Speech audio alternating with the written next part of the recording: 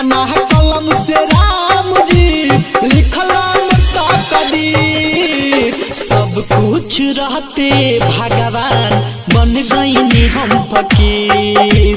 सब कुछ रहते भगवान बन गईनी हम फकीर।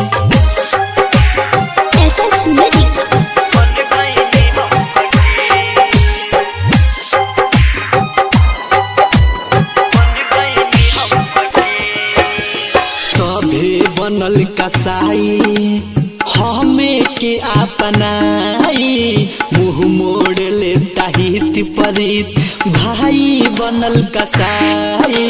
सभे बनल कसाई हमें के अपनाई, मुँह मोड़ लेता हित परित भाई बनल कसाई।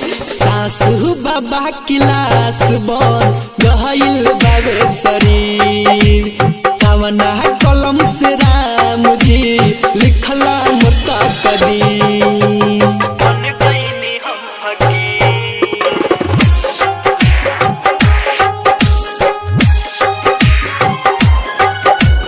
बन गईनी हम फकीर।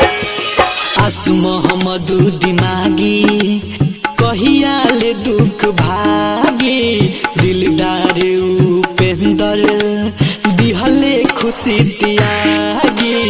आसु मोहम्मद दिमागी कहिया ले दुख भागी, दिलदार उपेंद्र दिहले खुशी सब त्यागी।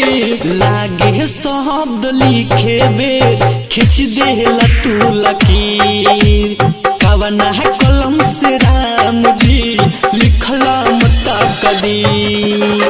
कवना कलम से राम जी लिखला तकदीर।